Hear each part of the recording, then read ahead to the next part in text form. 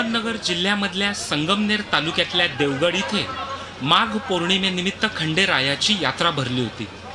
इथे आयोजित घोड्यांच्या प्रदर्शनासाठी अश्वमालक आणि अश्वप्रेमींनीही चांगलीच गर्दी केली होती। देवगडमधल्या या घोडे प्रदर्शन, विक्री आणि नृत्य स्पर्धेचं हे दुसरंच वर्ष आहे। तरीही देशभरातून शेकडोंच्या संख्येनं अश्वमालक यात सहभागी झाले होते। घोड्यांनी सादर केलेलं तालबद्ध नृत्य हे इथलं विशेष आकर्षण ठरलं। नटून थटून मैदानात उतरलेले घोडे ढोल ताशांच्या चढत्या उतरत्या तालासोबत लयबद्धतेनं पाय थिरकवत होते।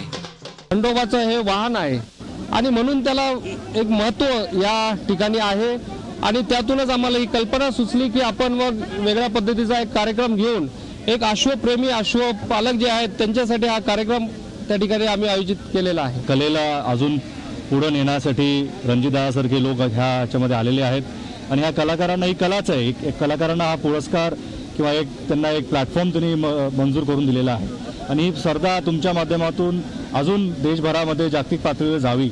अकलूज, सारंगखेडा, शिरपूर नंतर आता अहमदनगर मधल्या देवगड इथे भरणारं हे अश्व प्रदर्शन राष्ट्रीय पातळीवर लौकिक मिळवत आहे। घोड्यांना शिकवण्यासाठी मेहनत घेणाऱ्या अश्वमालकांनीही प्रेक्षकांची वाहवा मिळवली। पोरांचा उत्सव वाढावा म्हणून असं लहान पोरांच्या डोक्यावर पाय ठेवणे म्हणजे आशीर्वाद देणे त्याच्या मागचा येतोय असा आणि एक वेगळी कला मी दाखवतो। असं काय काय कला असतात तुमच्या घोड्याच्या? काय काय कला करतात? कला आम्ही स्टोनवर घोडा नाचतो, बाजीवर नाचतो, डोक्यावर पाय ठेवून उभा राहतो घोडा। असं देवगड मधलं खंडोबाचं मंदिर प्रति जेजुरी म्हणून ओळखलं जातं।